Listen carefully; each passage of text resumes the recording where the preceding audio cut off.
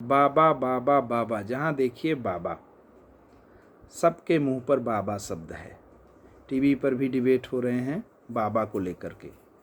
तो यहाँ पर तुलसीदास जी, जो कि इन सब विषयों के विशेषज्ञ हैं, वो कहते हैं कि बाबा असली कौन है, और नकली धर्मगुरु जो होते हैं, जो वास्तव में ठग होते हैं, लंपट होते हैं, व्यभिचारी होते हैं, ऐसे लोगों के लिए क्या लिखा है तुलसीदास जी ने, और हमारे शास्त्र क्या कहते हैं, किसकी पूजा करनी चाहिए, कौन गुरु बनाने योग्य है, कौन कथावाचक हो सकता है, कौन भागवत पुराण कह सकता है, व्यासपीठ पर बैठने का अधिकारी कौन है, ये सारी बातें हमारे शास्त्र स्वयं कहते हैं। आप इसको सुनिए, इधर उधर की बातों से आपका मति हमेशा भ्रमित रहेगा।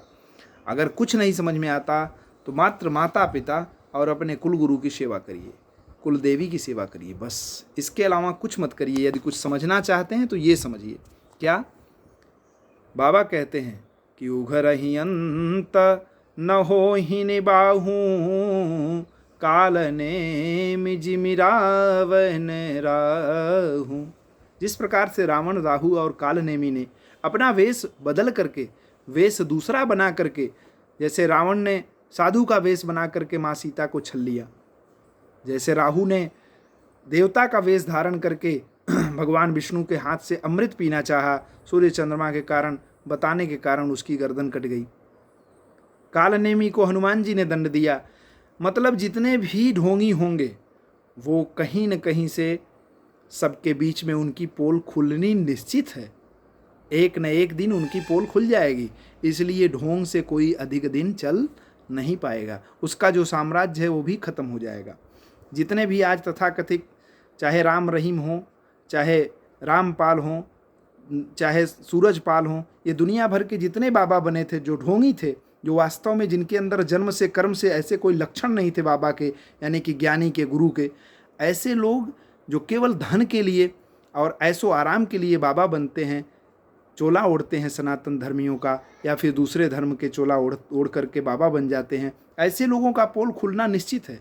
और ऐसे लोभी व्यक्ति या ऐसे मूर्ख लोग या भोली भाली जनता जो उनके चक्कर में फंसती है, वो भी एक न एक दिन पश्चाताप करते हैं। इसलिए दोनों को सावधान हो जाना चाहिए, दोनों को समझना चाहिए कि कौन किस योग्य है। जो जिस योग्य होता है वही उसका काम उसको शोभा देता है, उसी को करने में उसकी भलाई होती है।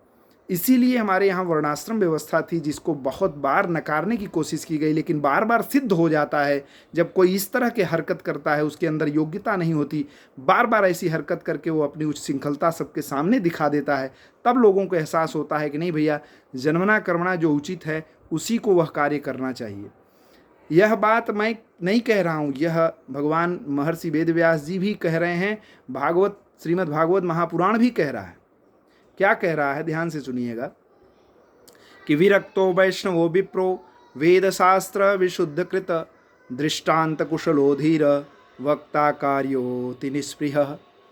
मतलब कि बाबा कौन है, यानी कि कथावाचक कौन है, भगवान विष्णु की कथा कौन कर सकता है, भगवान की कथा का गान कौन कर सकता है।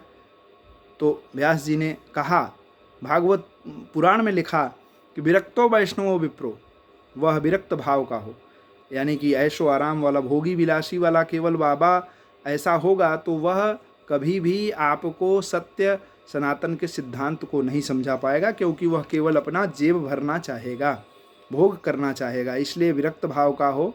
वशिष्ठ जी महाराज, सांदीपनी जी महाराज भगवान राम और कृष्ण तक को शिक्षा दिए हैं, गृहस्थ भी रहे हैं, लेकिन उनका भाव विरक्त रहा है।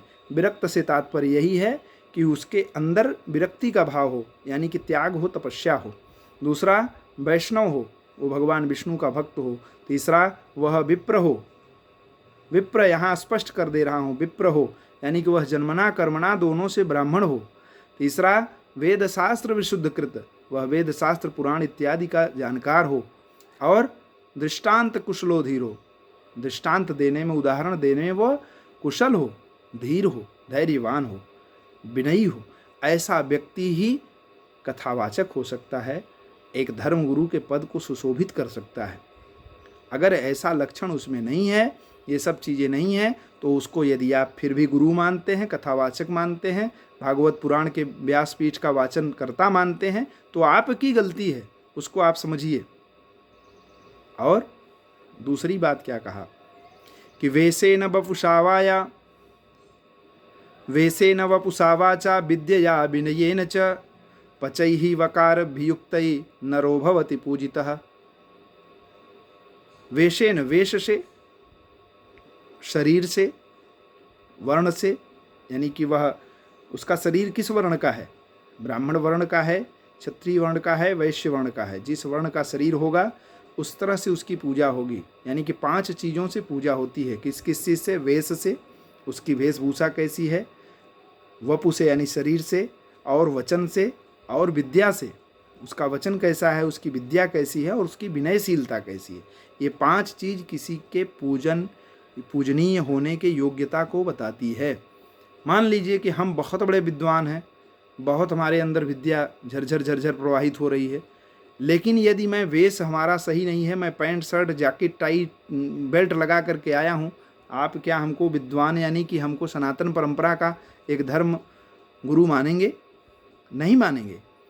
ऐसे व्यक्ति को भी जब हम ऐसा मान लेते हैं, नाम कुछ भी रखा जाता है, भोले बाबा, हरि, भगवान कृष्ण, यानी कि यह केवल नाम को भजाने का काम है, नाम को बदनाम करने का काम है। गुण एक भी सनातन के नहीं है, इस तरह के जो अभी बाबा निकल रहे हैं। इसलिए आपको समझना होगा, इस बात को पूर्ण रूप से समझना होगा। और हो सके तो यदि आपको बात समझ में आई हो, धर्मगुरु के, सनातनियों के लक्षण क्या है, कथावाचकों के लक्षण क्या है, यह बात आपको समझ में आई हो तो इस वीडियो को खूब शेयर करिएगा, लोगों तक खूब पहुंचाइएगा। जो भी लोगों को नहीं समझ में आ रहा है, आज अनाप शनाप बात कर रहे हैं, उनको समझाइएगा कि ऐसा व्यक्ति जो कोई भी ढोंग करने वाला हो, पाखंडी हो, वो सनातनी नहीं हो सकता। सनातनी वही होगा जो शास्त्र के सिद्धांत पर चलने वाला है, जन्मना कर्मणा दोनों से वह शुद्ध होगा, वही सनातनी होगा। धन्यवाद। जय सनातन।